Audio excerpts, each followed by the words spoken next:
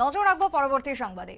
বাংলাদেশের প্রধানমন্ত্রী শেখ হাসিনাকে হত্যার ষড়যন্ত্র, এই মুহূর্তে সেদেশ সূত্রে যে খবর, তাহলে কি অভিযোগের তীর বিএনপির দিকে? ইতিমধ্যে প্রশ্ন উঠে আসছে প্রধানমন্ত্রী শেখ হাসিনাকে হত্যার অভিযোগ বা ষড়যন্ত্রকে ঘিরে।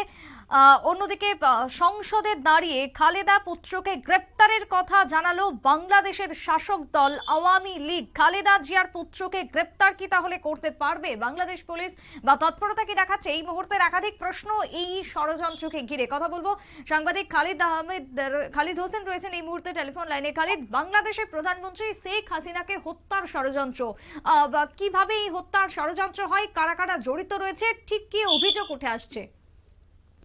একদম ঠিকই বলেছো। মূলত গত 12 জুন জাতীয় সংসদে সরকারি দলের সংরক্ষিত নারী আসনের সদস্য বেগম ফরিদা ইয়াসমিনের লিখিত প্রশ্নের জবাবে আসলে প্রধানমন্ত্রী, বাংলাদেশ সরকার প্রধান শেখ হাসিনা যেটা বলেছেন যে 21শে আগস্ট গ্রেনেড হামলা মামলায় তারেক জিয়া সহ সাজাপ্রাপ্ত পলাতক 15 আসামিকে গ্রেপ্তারের চেষ্টা অব্যাহত রয়েছে।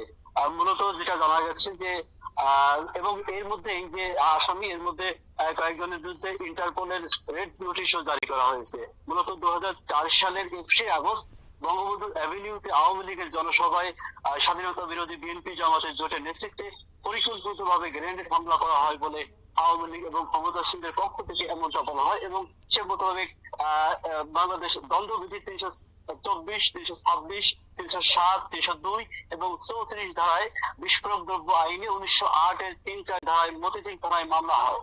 এবং এই বিষয় নিয়ে মূলত আসলে শেখ হাসিনা সেদিকে যেটা বললেন যে মামলাটির কার্যক্রম দীর্ঘ তদন্ত শেষে মোট 52 আসামির বিরুদ্ধে 2টি অভিযোগ দাখিল করা হয়। রায় ঘোষণার আগে এই মূলত অভিযোগপত্র 52 অভিযোগ পত্রে 52 জন আসামির মধ্যে 3 জনের অন্য মামলায় ফাঁসি কার্যকর হয়। দ্রুত বিচার ট্রাইব্যুনাল 1 ঢাকার বিচারক 2018 সালের 10 অক্টোবর আসলে রায় ঘোষণা করেন। বিচারে 49 জনের আসামির সাজা হয়, যার মধ্যে 19 জনের মৃত্যুদণ্ড, 19 জনের যাবজ্জীবন এবং 11 জনের বিভিন্ন মেয়াদের কারাদণ্ড হয়। সাজাপ্রাপ্ত 49 আসামির মধ্যে 34 জনকে ইতিমধ্যেই গ্রেপ্তার করা হয়েছে। খালিদ, এই ঘটনা তো আজকের নয়, নতুন নয়, পুরনো ঘটনা। তাহলে আজকের দিনে দাঁড়িয়ে হঠাৎ করে কেন উঠলো এই ঘটনা? কি হলো হঠাৎ করে? মূলত এই ঘটনা দীর্ঘ তদন্ত, বিভিন্ন সময় তদন্ত হয়েছে এবং অভিযোগপত্র দাখিল করেছে। এইটা আবার যাদের যে আসামি আবার একে নিয়ে নারাজি দিয়েছেন। প্রধানমন্ত্রী শেখ হাসিনা গত 12ই জুন সংসদে যখন তারেক রহমানকে এই মামলায় আসামি সাব্যস্ত করে এবং দেশে ফিরিয়ে আনার যে কথা বলতেন, তারেক রহমানের দল বিএনপি আবার এই বিষয়টা আপত্তি তুলছে এবং প্রধানমন্ত্রীর বক্তব্যেরও প্রতিবাদ জানাইছে। বিএনপির ভাষ্য, প্রধানমন্ত্রী তারেক রহমানকে নিয়ে যে এই যে বক্তব্য দিচ্ছেন, এটা আসলে তারেক রহমানের যে ভাবমূর্তি রয়েছে, সেই ভাবমূর্তি বিনষ্টের একটা পরিকল্পনার অংশ হিসেবে প্রধানমন্ত্রী এই বক্তব্য দিয়েছেন বলে বিএনপির পক্ষ থেকে দাবি করা হচ্ছে। অন্যদিকে খালিদ, খুব সম্ভবত তোমার খালেদা জিয়ার ছেলে দিল্লিতে, দুঃখিত, লন্ডনে রয়েছে। তাই সেই জায়গায় লন্ডনের সাথে কি কোনো চুক্তি এই মুহূর্তে বাংলাদেশে রয়েছে? সেই জায়গায় দাঁড়িয়ে বন্দী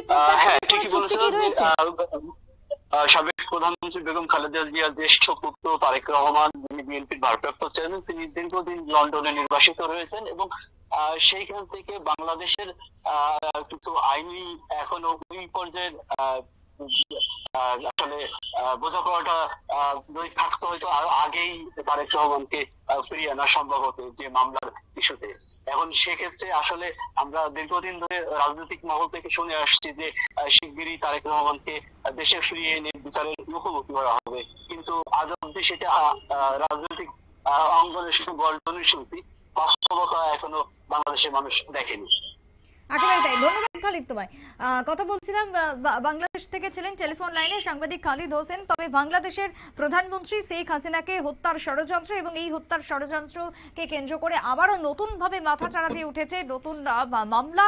ইতিমধ্যেই এখনো পর্যন্ত দোষী বা অভিযুক্তকে ধরার জন্য তৎপরতা চালাচ্ছে বাংলাদেশ পুলিশ। তবে অন্যদিকে যে খবর, সংসদে দাঁড়িয়ে খালেদা পুত্রকে গ্রেপ্তারের কথা জানিয়ে দিয়েছে সরাসরি বাংলাদেশের শাসক দল। ছোট্ট একটা বিরতির পর ফিরে আসবো, সঙ্গে থাকুন।